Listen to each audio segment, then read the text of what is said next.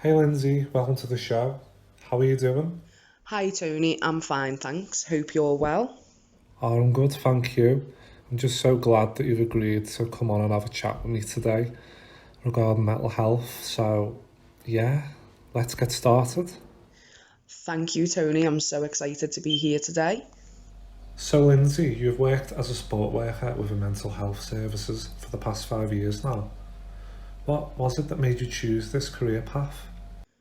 Having suffered quite bad mental health myself in the past, the people who were there for me and helped me through it, I don't know where I would be without them. And to be able to do that for someone else and to help them through their really difficult times, I think it'd be so rewarding. I've always had a passion for mental health, but to be honest with you, I never really had the confidence to go into the job because it's not just a job, it's people's lives, and you could be the most important person in that person's life at a particular time. So it's not just a job, you've got to have a passion for it. I think it was actually my partner who's worked in mental health for over 10 years who like encouraged me to go for it because he said that it'd be something that I'd be good at. So I applied for my first job in mental health 5 years ago, and I've never looked back since. I love my job. I love being there for people at the most difficult times in their lives and being able to help people through that, and not only just supporting them but family members and that as well, because I know myself, having had family members with mental health, it can be very difficult, and sometimes you don't know what to do for the best. So being able to be there for people and helping them through that, and then seeing the positive things and the, you know, when they do get through it and the positive things that they've got in their lives, it's so rewarding. It's really brilliant. Oh, that's brilliant, Lindsay, and it's so good to hear. So inspiring. I'm just so glad that you did find the career and it's something that you love doing.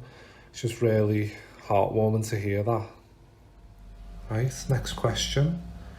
How important do you think it is to highlight mental health and how people can access support?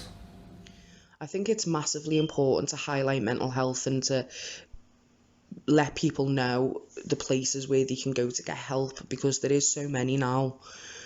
If you're suffering in silence, sometimes people might find it difficult to speak to someone that they love or someone that they're close to.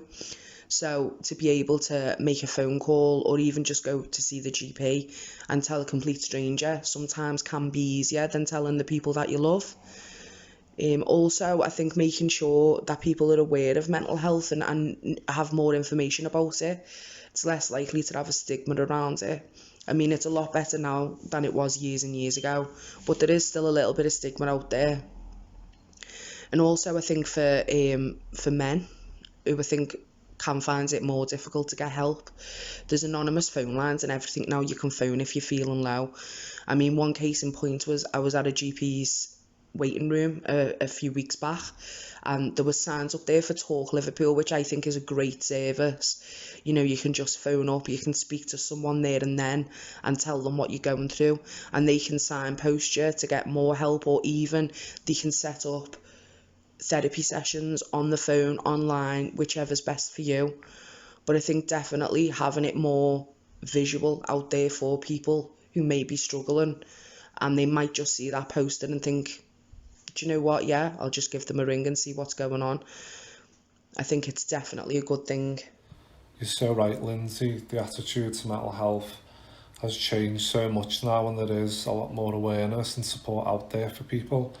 As you say, 20, 30 years ago, it was such a different place. People were stigmatised, and you just highlighted a few useful contacts for people who may be suffering or know someone who is, and I'm just so grateful that you've given people an opportunity to do that now, so thank you.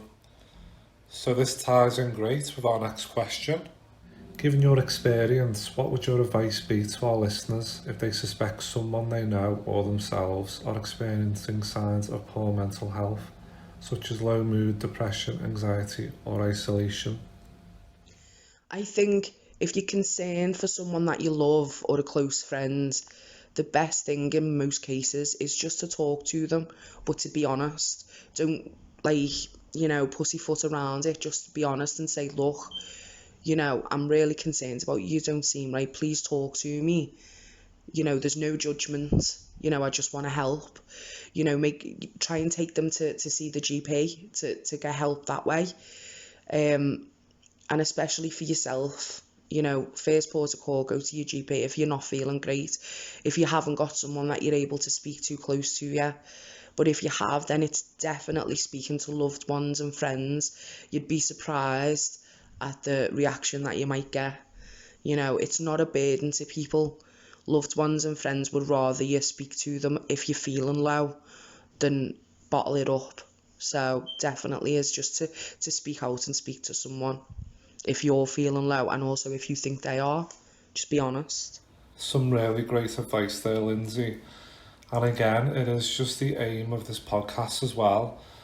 Like, it's literally there to talk out loud about mental health, and this is what we're doing today. And this is why I just wanted us to talk about it together, because obviously we've had our experiences working in the mental health industry, but it's good to give something back and give help and advice to people who might know these channels and avenues. But by doing this today, it's going to help spread awareness and obviously help people. This is the aim. And again, it's another reason I took a step in this direction, to help people and just to care. Do you know what I mean? And it's one of them, isn't it, as well? It just gives you so much job satisfaction, which actually is our next question. So, how does it make you feel to be working in the care sector and making a difference to people's lives? I absolutely love my job. I have such a passion for mental health and for helping people in crisis. It's such a rewarding job. It really, really is. Just to even, things that can seem quite small to some people, it can be such a massive thing to the person that you're supporting. Just helping someone at that moment of crisis and getting them through that is just, it can't be described. It's such a rewarding job, and I absolutely love it. Lindsay, it sounds like you were made for this job, there's no doubt about that. Just listening to the job satisfaction you get is what you should be getting from the job, and do you know what, that's lovely to hear. And finally, if someone is thinking of starting a job in mental health services, what help and advice would you give them? If someone's looking to apply for a job in the mental health services, I think that's brilliant. There's a lot of people who have a lot of passion for it, whether they've been through mental health themselves or supported a family member or friends with it. I'd definitely just have a look around at all the different services. There's so many different types of mental health services, to more secure places and lockdown units, to independent living services and general day-to-day living with mental health. I'd have a look around and see, what you think would be the best fit for you, but I'd definitely encourage someone, if they've got a passion for it and it's what they want to do, have a look online. There's so many different mental health care companies about, have a little look, or if they know someone who already works in the sector, have a chat to them about it.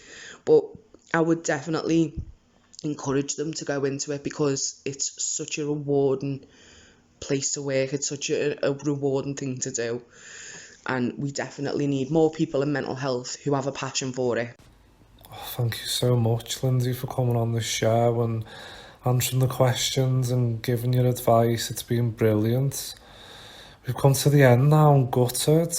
Could have been on for another 10 minutes, 20. Yeah, it's just been great to catch up with you too. And do you know what? Thank you so much, and take care. Thanks very much for having me. Take care.